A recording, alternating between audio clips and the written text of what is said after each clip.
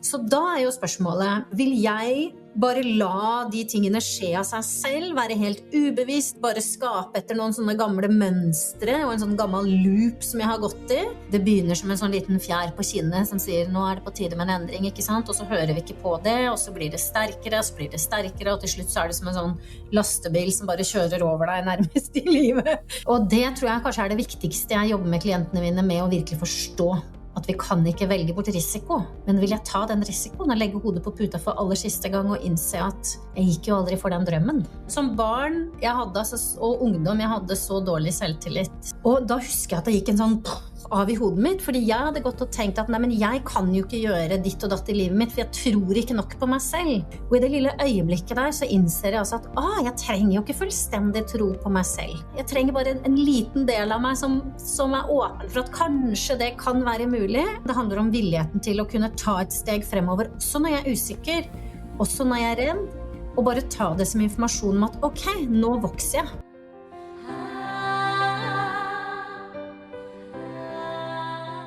Anne Buran Øyen, velkommen skal du være tilbake.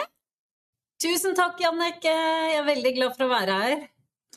Det veldig hyggelig å ha deg på podcasten igjen og YouTube-kanalen, fordi jeg intervjuet deg for noen år siden, og da kjente vi hverandre ikke så godt. Du hadde tatt kontakt med meg, beundret meg litt fra sidelinjen, og det hadde jeg gjort med deg. Og så fikk vi kontakt, og nå har vi samarbeidet masse sammen. Vi har jo et kurs, eller du har et kurs på Wisdom from North, som heter Tre inn i den største versjonen av deg selv, som vi hadde i fjor, som ble veldig populært, og denne våren så skal vi da kjøre det igjen, og vi skal ha webinar fra kaos til klarhet, som helt gratis for alle. Og jeg inspireres veldig av ditt arbeid, fordi at du jo livsveileder, du coach, foredragsholder, du holder live events, og du hjelper folk virkelig å finne sitt potensiale og skape en visjon for livet og leve sin drøm. Og virkelig det å tre ut i mye mer av det de da. Og du har jo din egen reise også, som vi kanskje skal høre litt mer om senere. Men det jeg litt nysgjerrig på, det denne visjonen. Så jeg har lyst til å starte der, visjonen for livet. Og det jo også det første du starter å snakke om i kurset du har hos oss. Hvorfor det så viktig å ha en visjon for livet og skape den? Og jeg synes det et så godt spørsmål, Jannicke, som så viktig å snakke om. Også fordi da jeg ble introdusert for hele ideen med visjonsarbeid i livet første gang, så var det også veldig fjernt for meg, husker jeg. Jeg tenkte, skal man ha en visjon?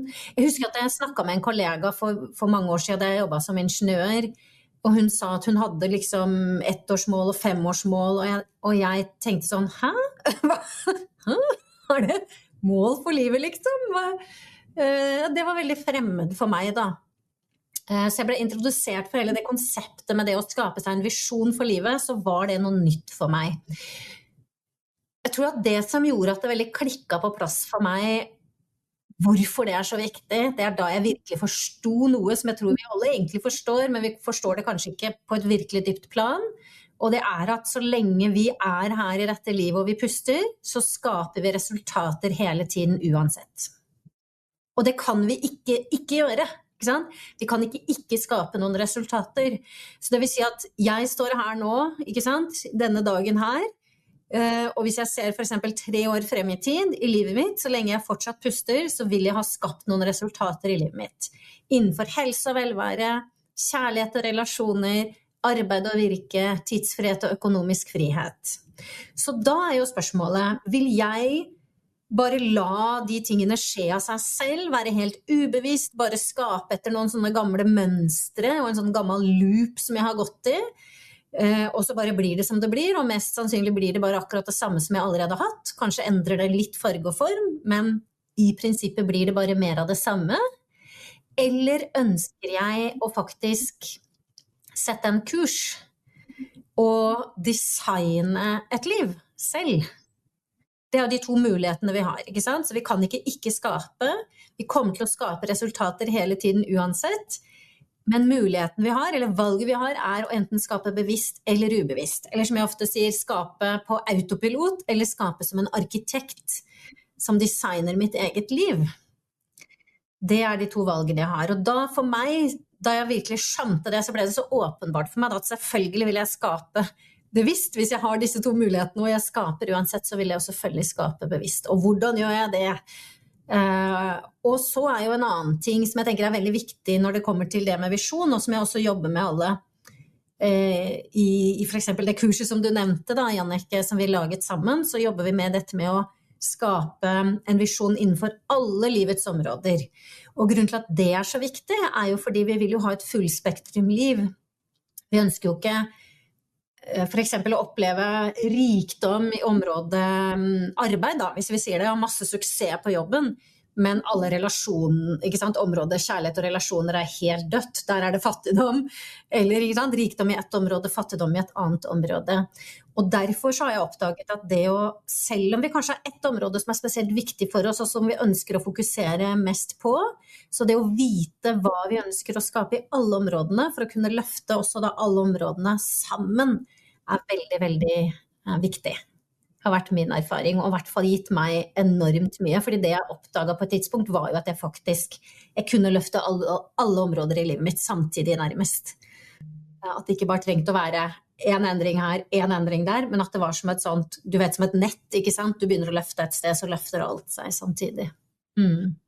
Og var det da, når du begynte da å lage en visjon for ditt liv, og kanskje 3 år eller 5 år fremover, det kan du jo dele litt om hvordan du gjorde det, så du da at det ble det nye resultatet? Altså det du satte der fore, det du satt på den visjonen, har det faktisk skjedd?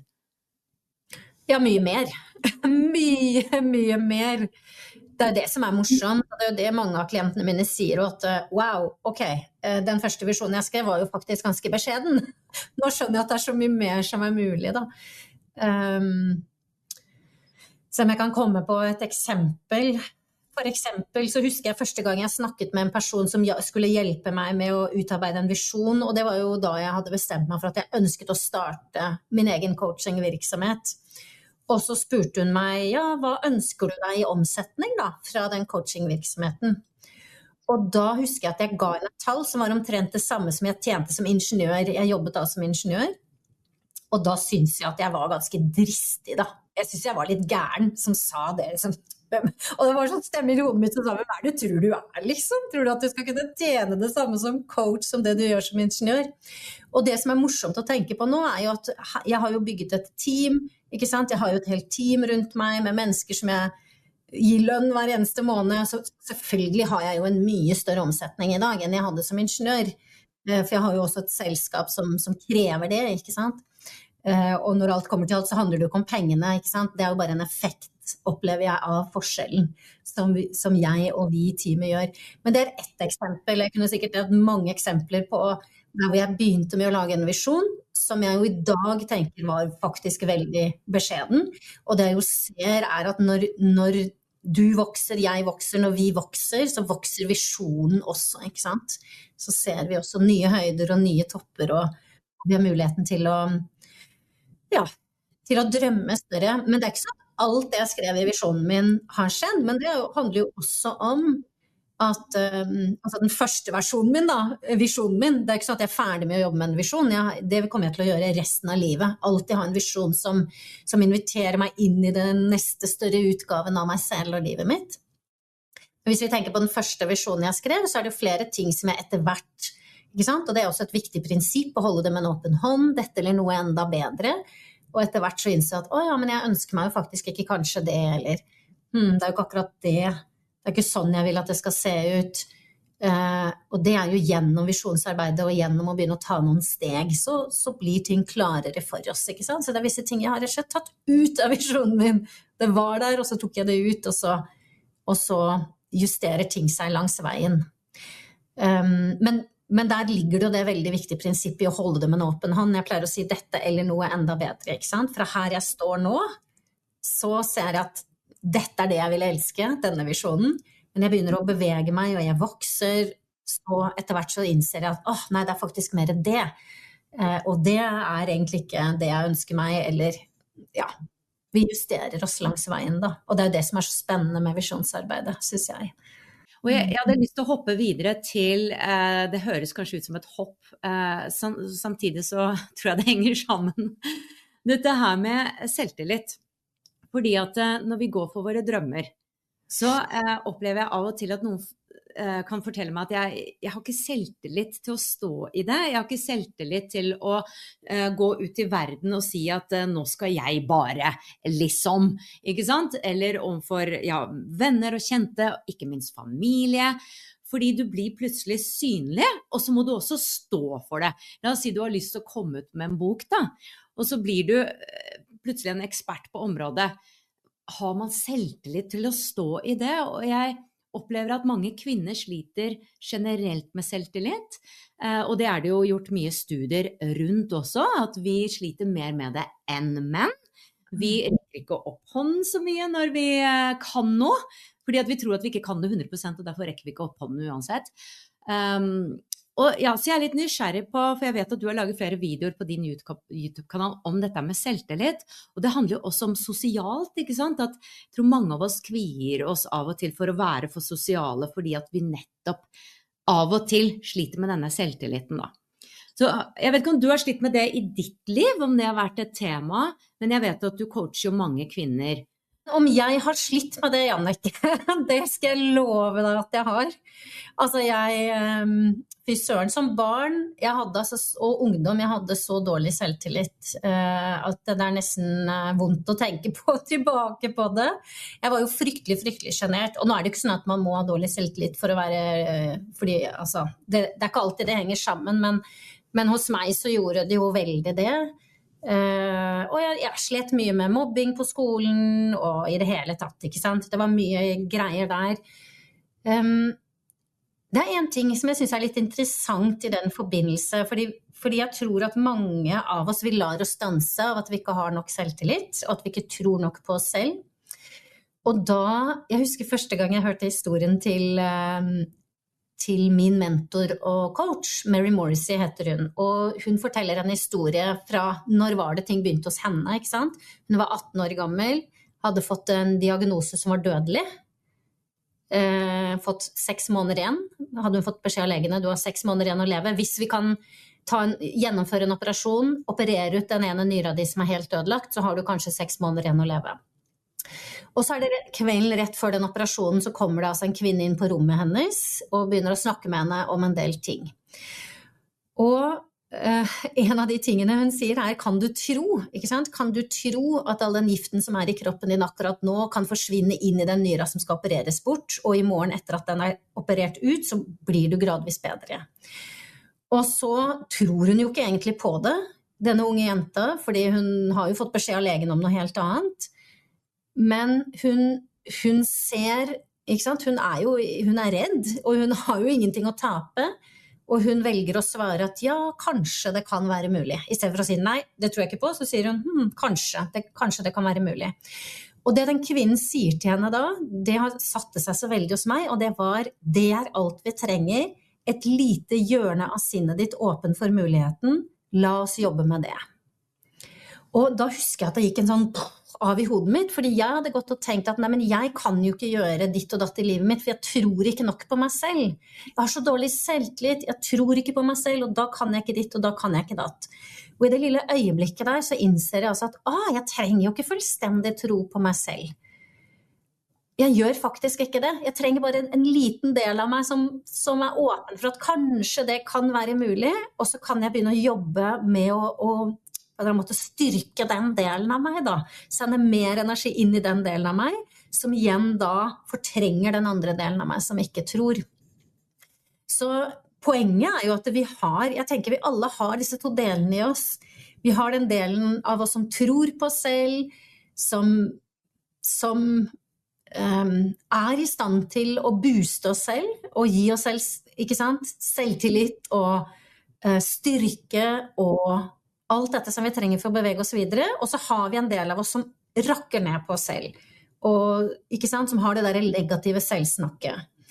Og så det jo forskjell fra person til person og situasjon til situasjon, hvor store og små disse to delene. Men poenget at jeg mener vi alle har begge de to delene, og vi kan trene oss i å gi kraft til den delen av oss som tror, og sulte den delen av oss som ikke så veldig konstruktiv, da, som ikke hjelper oss fremover. Og da jeg innså det, så skiftet jo alt seg hos meg. Og det jo ikke sånn at gjennom alle de tingene jeg har gjort, at jeg bare alltid har 100% tro på meg selv. Det ikke det det handler om. Det handler om villigheten til å kunne ta et steg fremover, også når jeg usikker, også når jeg redd, og bare ta det som informasjon om at ok, nå vokser jeg. Jeg i vekstsonen min akkurat nå. Det derfor jeg føler meg usikker. Det derfor jeg føler meg redd. Det fordi nå jeg ute i vekstsonen min, og det ukomfortabelt, og det helt ok. Og faktisk omfavne. Da. Jeg tror at mange av oss har veldig mye å gå på når det gjelder å bare omfavne de følelsene. Ok, så det jeg føler nå. Jeg føler meg litt utrygg, og nå føler jeg meg litt awkward her i denne sosiale situasjonen, eller har en sånn dag, ikke sant? Som vi jo har noen ganger. Det helt ok. Hva vil jeg gjøre med det, ikke sant? Vil jeg sette opp teltet mitt der og la den spiralen bare for å fortsette nedover, eller vil jeg omfavne det et øyeblikk, men også bestemme meg for, ok, hva kan jeg gjøre for å skifte det? Hva vil jeg tenke? Hva vil jeg gjøre som kan skifte det fra å være en nedadgående spiral til å være en oppadgående spiral i det øyeblikket? Jeg helt enig, og jeg tror nesten det viktig å være villig til å være sin egen coach. At det nesten dit vi vil komme, hvor vi har den coach med oss hele tiden som oss selv. Altså den høyere delen, eller den dypere delen, eller den visdommen, den kjærlighet som bare aksepterer oss. Og så som for jeg ser for meg sånne scenarier i hodet hvor jeg har vært usikker.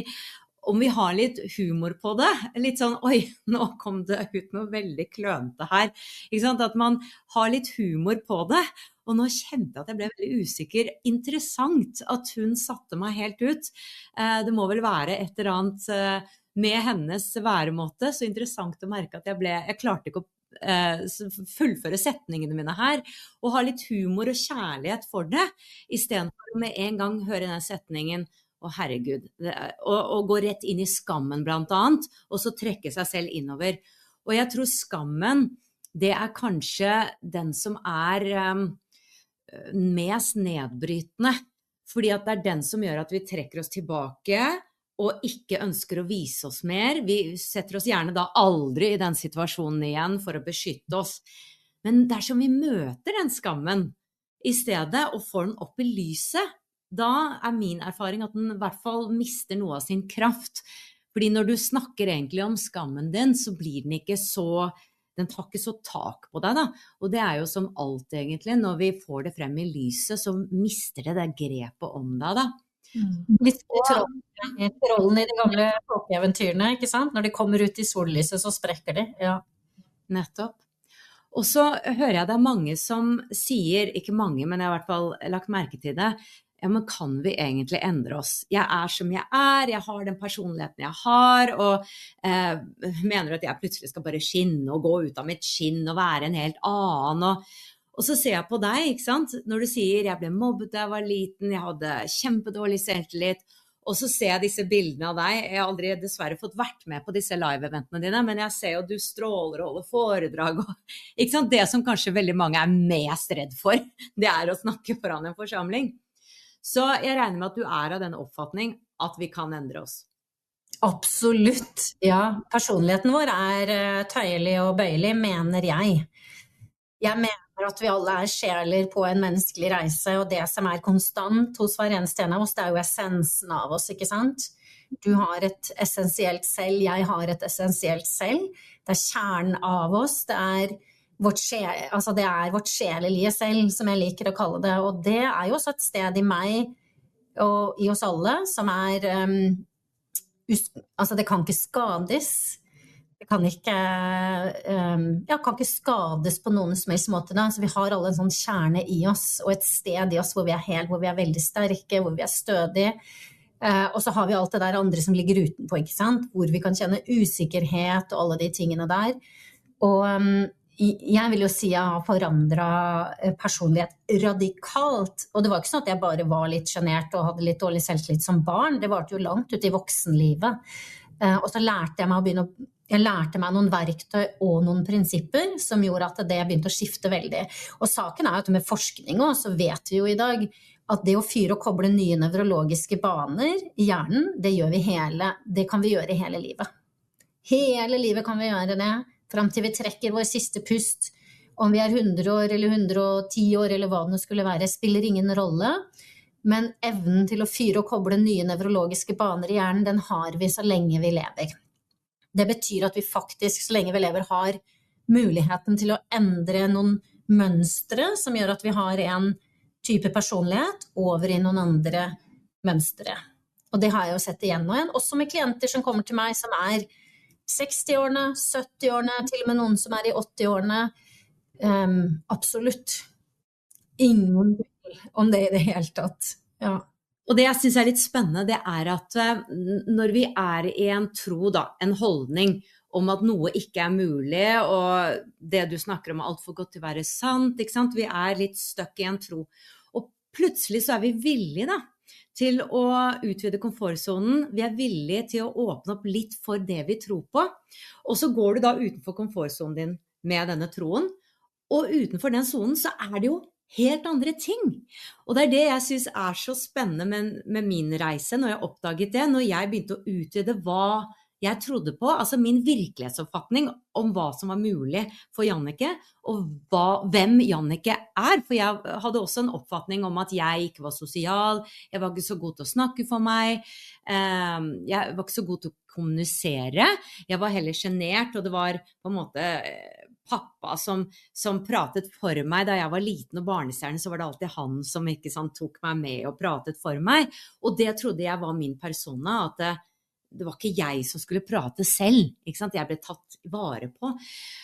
Og så plutselig så oppdager jeg nye sider av meg selv, og så blir det en utrolig lettelse og glede, og jeg spiller på helt andre strenger, og da oppdager jeg mye mer av livet, og da de sannhetene jeg hadde før, de bare forvitret, for det blir helt nye sannheter, helt nye potensialer, og det merker jeg også med de som med på mitt selvkjærlighetskurs. Vi har et kurs som pågår nå som heter det ultimate selvkjærlighetskurset, hvor det flere og flere som oppdager, ja, men herlighet, jeg visste ikke at dette var mulig, jeg visste ikke at dette lå i meg, jeg visste ikke at det gikk an å tenke sånn en gang. Og det noe magisk som skjer, og det ikke alltid så lett å forklare når man snakker om et kurs man har, eller vi sitter og har en podcast, hva som mulig, for man må jo ta den reisen selv, og oppdage dette her selv. Nettopp, ja. Absolutt.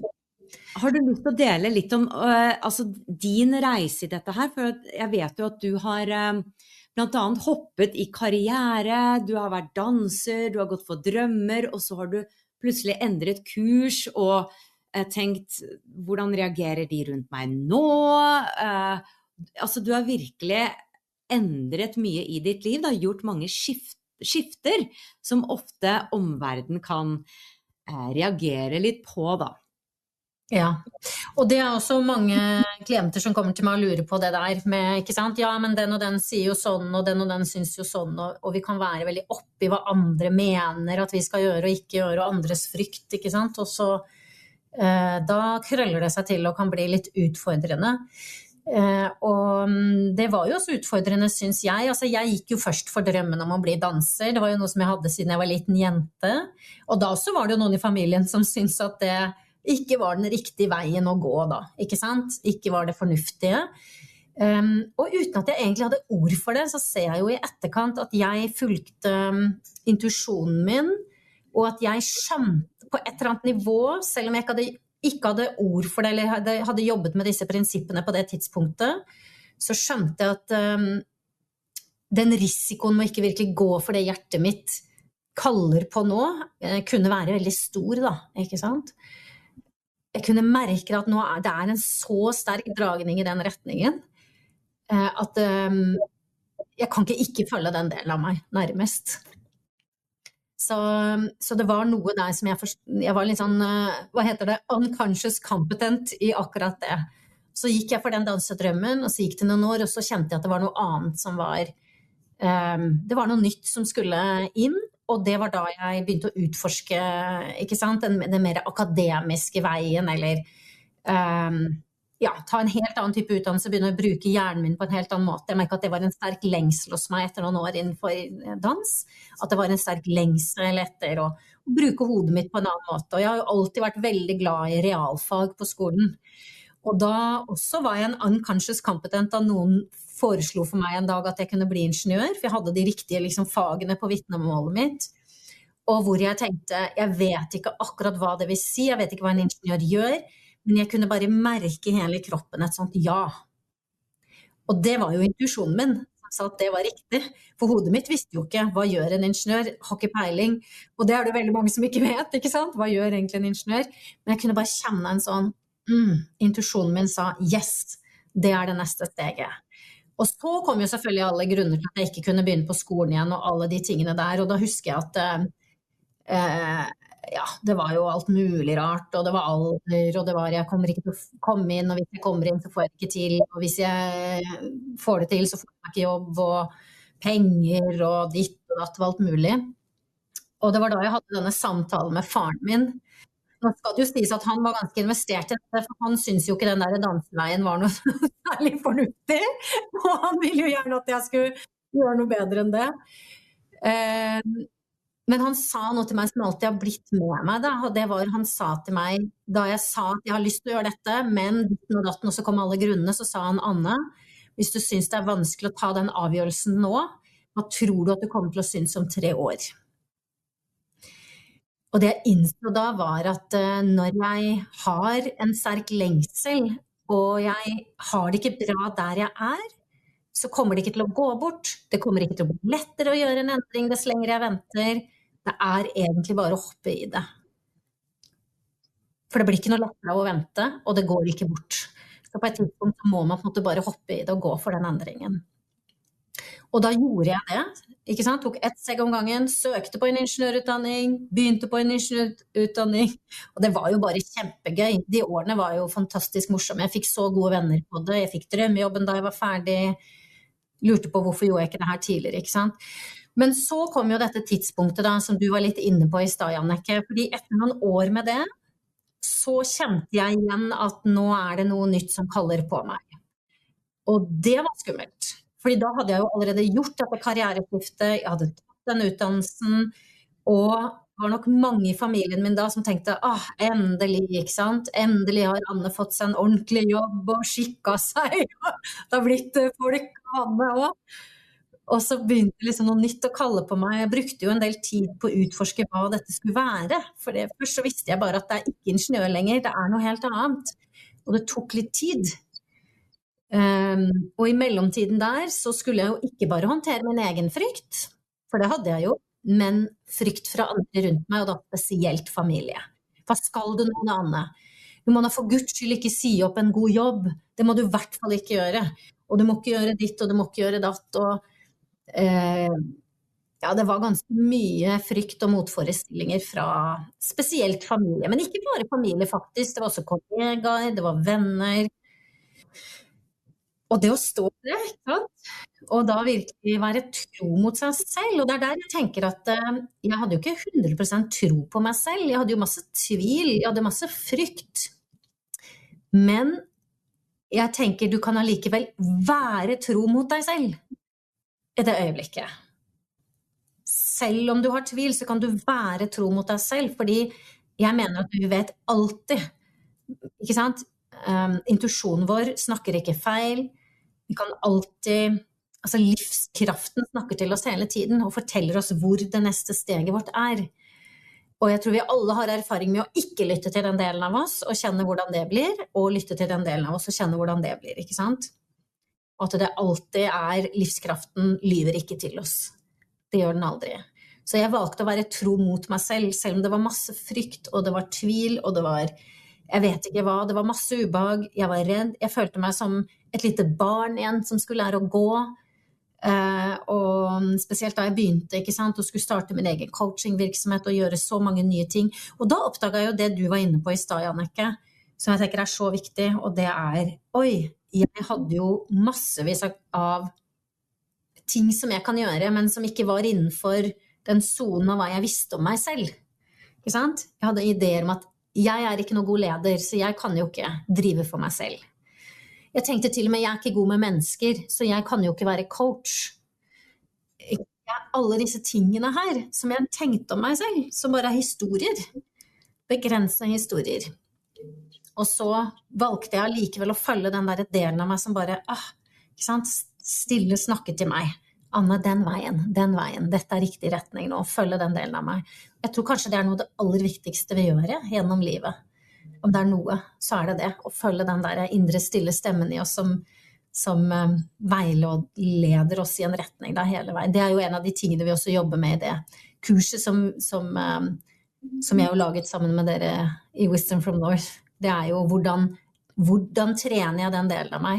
Hvordan trener jeg meg å lytte enda mer til intuisjonen min og lar den veilede meg, selv om jeg redd og usikker og en annen del av meg, bråker da, frykten bråker. Og jeg vet at du opptatt av coaching selvfølgelig, det derfor du brenner også for det, for det jo de som sier, ja, men jeg kan jo bare gjøre det alene, og vi jobber jo egentlig i det samme feltet, og jeg har opplevd at når jeg får veiledning, når jeg gjør det med en gruppe, så får jeg mye større resultater, fordi at det raskt at jeg begynner å prokrastinere alene og gå inn i mønstre. Derfor har jeg sett så verdi i at man går på kurs og utvikler seg stadig. Men hva tenker du med det i forhold til at man kan tenke, jo, men det kan jeg bare øve meg på? Ja, jeg tenker at det mye vi kan få til for så vidt på egen hånd. Og spesielt har man en sterk vilje og disiplin og evne til å drive seg selv fremover. Det som utfordringen da, jo at jeg tror nesten, altså, det vil alltid være en dragning inn mot mer av det vante. Ikke sant? Så hvis vi tenker på dette med, vi snakket om komfortzonen, du var inne på det i sted, så vi har en zone da, som det vi vant til å operere innenfor, og det jo også det nervesystemet vant til, ikke sant? Nervesystemet mitt vant til at jeg opererer innenfor en viss zone da, av hva som nå vanlig for meg. Og det jo komfortzonen min. Med drømmene mine og den, ikke sant, alt det som større enn det da, som jeg ønsker å oppnå, jo på utsiden av den zonen. Så utfordringen når jeg begynner å bevege meg på utsiden av den zonen, at de mønsterne som opererer i livet mitt akkurat nå, som skaper de resultatene jeg har i livet mitt akkurat nå, de vil kjempe for sin overlevelse, de mønsterne, og vil gjøre alt de kan for å trekke meg tilbake inn i mer av det samme.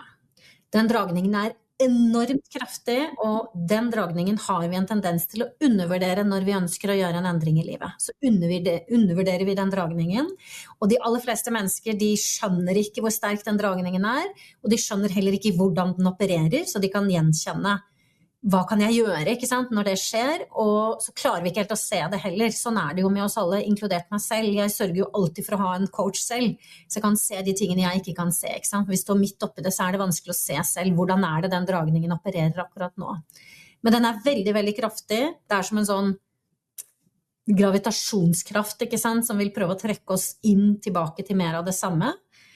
Og derfor det veldig ekstremt vanskelig å gjøre virkelige endringer da, hvis vi ønsker varige endringer, eller virkelig forvandling, som jeg liker å kalle det, som ikke bare endrer litt farge og form, og så plutselig jeg tilbake til mer av det samme.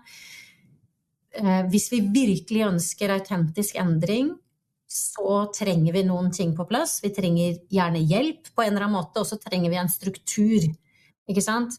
Hva forskjellen på en flom og et vannkraftverk? Det ikke mengden vann, men det strukturen som energien renner igjennom, som har alt å si for om den energien konstruktiv eller destruktiv. Og for eksempel et kurs eller et coachingprogram jo som en struktur. Så de stedene hvor hvis du skulle gjort det på egen hånd, da, så det noen steder hvor du vanligvis ville liksom lupa av og plutselig vært tilbake på start, uten at vi gjerne merker det en gang selv. Men da det en struktur der som som et sånt autovern på hver side av veien, som tar oss inn igjen, ikke sant? Som hindrer at vi looper av prosessen. og at vi fortsetter fremover I stedet for. Så at, ja, det hadde jo vært supert om det var enkelt å gjøre alle disse endringene fullstendig på egen hånd. Det hadde jo alle gjort det selvfølgelig, alle hadde jo bare gått for drømmene sine, og så videre. Min erfaring at det ikke sånn det opererer, og vi trenger en eller annen form for en hjelp og en struktur, og en hjelp til å faktisk drive det fremover de stedene hvor ja, dragningen tilbake blir veldig sterk da. Ja, og du har jo vært modig I det å ta risker, og du har jo da din egen coach også, som du har hatt lenge egentlig. Og jeg har lyst til å bevege meg litt over I dette å ta risker, for det henger jo litt sammen. Når vi går på drømmer, når vi utvider ting, når vi gjør noe nytt, så det jo et element av usikkerhet der. Og vi kan jo tenke økonomi, men også andre ting. Og jeg synes det veldig inspirerende å se deg, hvordan du har våget å ta risker, også økonomisk. Og det tror jeg tror det lov for meg å si at vi har jo en opplevelse av at menn bedre til å ta større risker enn kvinner.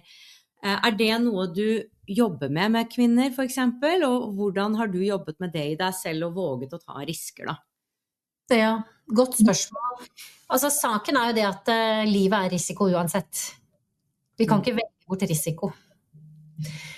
Så hvilken risiko det jeg vil ta? Vil jeg ta risikoen med å komme til slutten av livet og innse at jeg gikk ikke for drømmene mine? Jeg fulgte ikke hjertet mitt. Jeg gjorde ikke de tingene som jeg kjente at jeg virkelig, virkelig hadde lyst til. Eller vil jeg ta risikoen med at, ja, ikke sant? Kan gå på en smell, jeg kan prøve noe, ikke helt få det til, som jo også måter å lære på hva gjør vi med det, ikke sant? Sånn at det faktisk driver oss fremover. Det å kunne ta alle former for nederlag og faktisk bruke det som en driver fremover, det også teknikker for akkurat det. Men poenget at vi vil være klar over at risiko det uansett. Det kan vi ikke velge bort. Og jeg tror det øyeblikket jeg ble mest klar over det for meg selv I mitt eget liv, var da jeg var 13 år gammel, og moren min fikk et alvorlig hjerneslag. Og hun var... jeg skal ikke gå inn på sånn veldig personlige ting akkurat rundt det, men det var jo ting I livet hennes som jeg vet at hun hadde ikke hadde det bra rundt. Og... ikke gjorde en endring, ikke sant? For hun var fanget I den der komfortzonen, eller jeg liker å kalle det den ukomfortable komfortzonen, for det det jo noen ganger. At det komfortabelt på den måten at jeg vet hva jeg har her, derfor det trygt, men så det jo ofte den ukomfortable komfortzonen, for det ikke her jeg egentlig vil være, ikke sant? Så hun var fanget I den der ukomfortable komfortzonen år etter år etter år, og så fikk det da veldig fatale konsekvenser en dag. Og da husker jeg at jeg nok...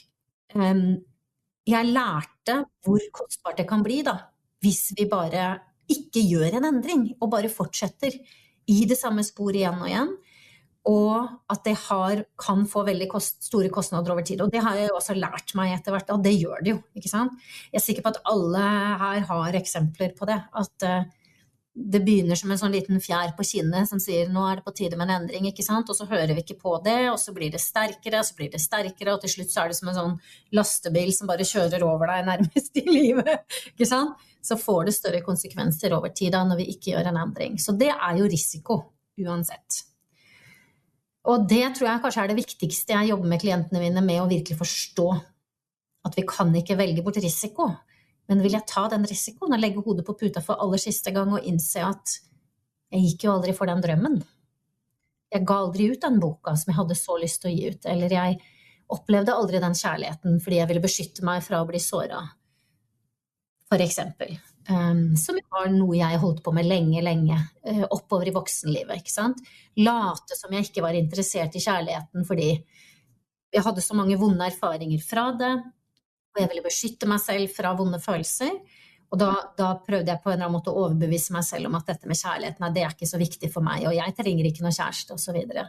Og der igjen, det skjedde noe I livet mitt, ikke sant, som gjorde at jeg innså at jeg måtte, wow, jeg vil faktisk ikke komme på slutten av livet, og aldri har virkelig opplevd kjærlighet. Det risikoen.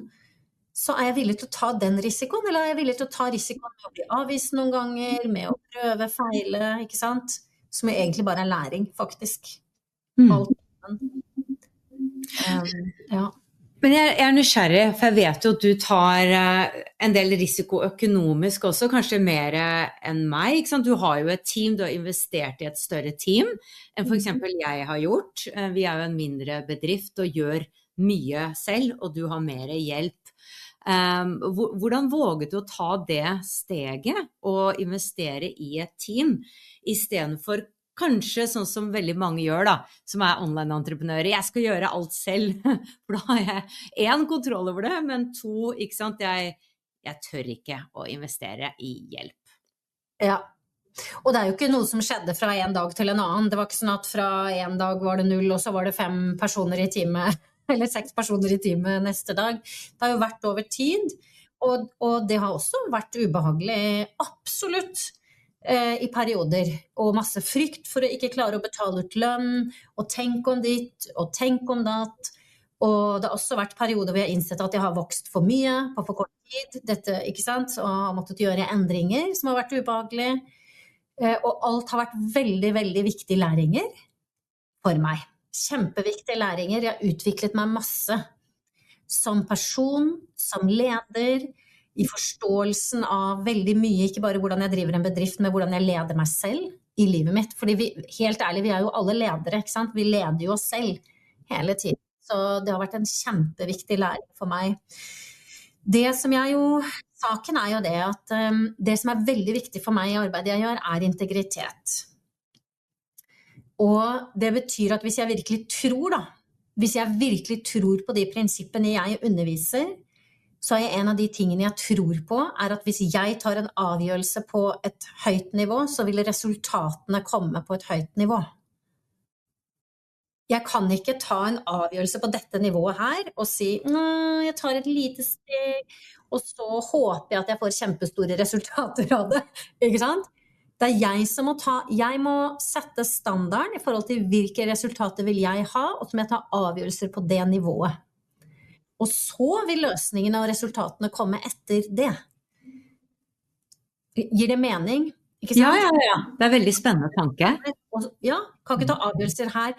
Og det var jo noe jeg innså for eksempel første gang jeg gjorde en investering I meg selv på et mye høyere nivå enn det som var altså på et nivå hvor jeg ikke ante hvordan jeg skulle rett og slett betale det da. Akkurat den gangen der, så husker jeg at jeg hadde en samtale da med, for jeg hadde jo denne tanken I hodet mitt om at, ja, men når jeg har begynt å tjene massevis av penger, da skal jeg si ja til den støtten på det nivået, ikke sant? Og det jo litt som å sette seg utenfor en peis og si, gi meg varme, så vil jeg gi deg ved. Og det gjør vi jo ikke, men vi gjør det I livet, har en tendens til å gjøre det I livet, ikke sant? Sånn at når ting perfekt tilrettelagt, og det enkelt å ta det steget, da skal jeg gjøre det. Så var det jo heldigvis da en coach som hjalp meg med å se at det var der jeg var. Jeg satt utenfor vedovnen og sa, gi meg varme, så vil jeg gi deg ved. Og da sa hun til meg, Anne, du bestemmer hvilket nivå du spiller på. Du bestemmer hvilket nivå du spiller på. Hvis du tar en avgjørelse på dette nivået her nå, så vil du se at du setter energien I bevegelse på det nivået, og så vil resultatene begynne å komme på det nivået. Og det var jo skitskummelt, fordi fra der jeg sto, så kunne jeg jo ikke se det, ikke sant? Det eneste jeg kunne gjøre var å lene meg inn I og virkelig tro på at dette sånn det fungerer. Og det gjorde det jo, ikke sant? For jeg husker at jeg tok den avgjørelsen der, og så 12 måneder etterpå så jeg tilbake, og så innså jeg at omsetningen I bedriften min hadde 5-doblet seg på 12 måneder.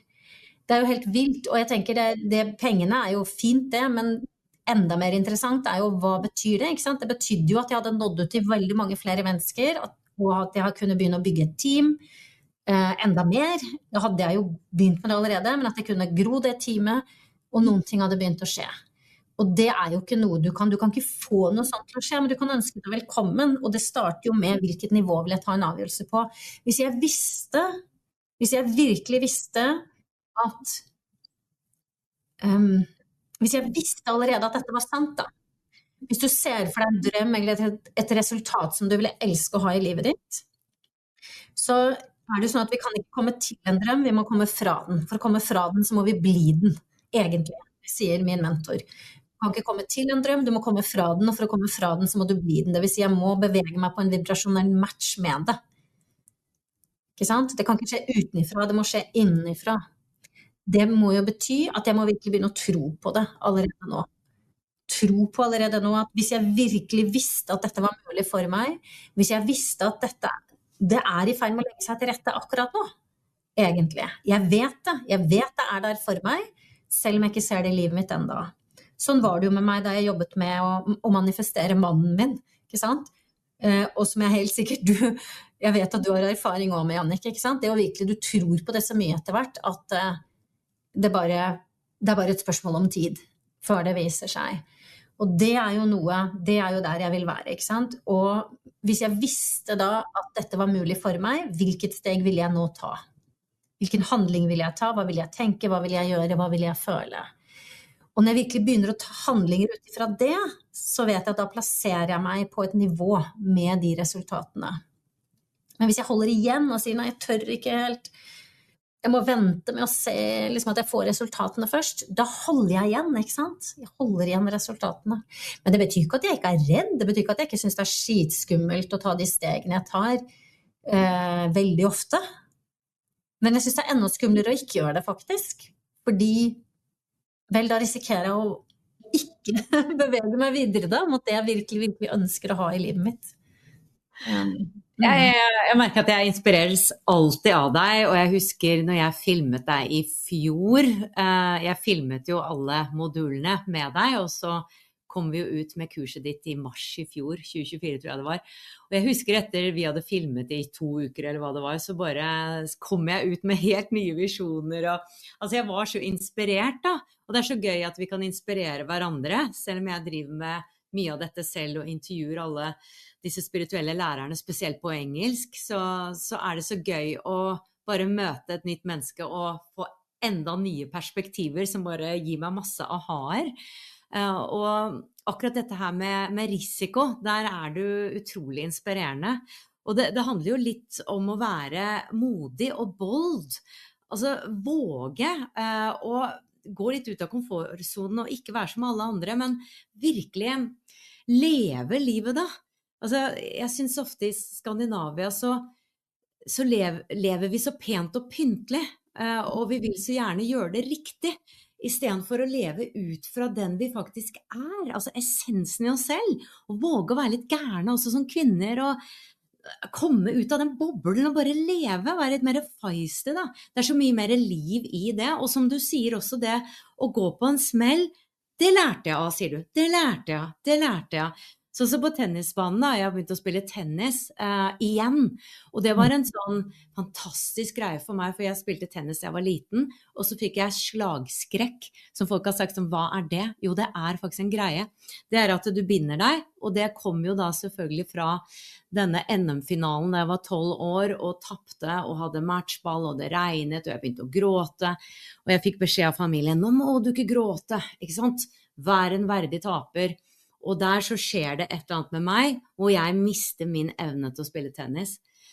Altså det jo et traume, ikke sant? Går rett inn i energien. Og så tar det mange år. Jeg våger ikke å spille tennis, jeg våger ikke å spille med venninner, jeg blir så flau, fordi jeg klarer jo ikke å slå på ballen. Og så møter jeg da han som min forlovede i dag, og han spiller masse tennis, og jeg bare tenker, jeg kan jo ikke si nei til å gå på date med han og spille tennis, når jeg vet innerst inne at jeg kan dette her, og han elsker tennis da.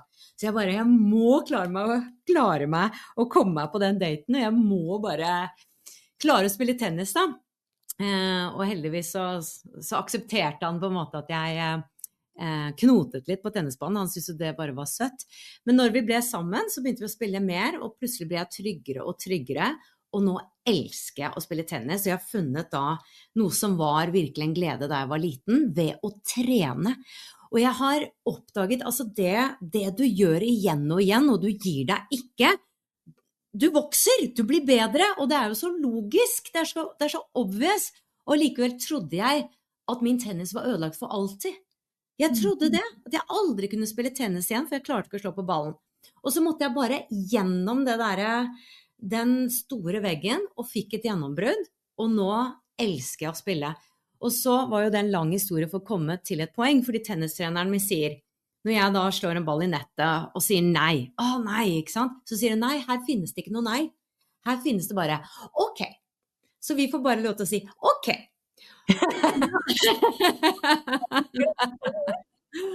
Hvordan kan jeg justere nå til neste gang jeg skal slå?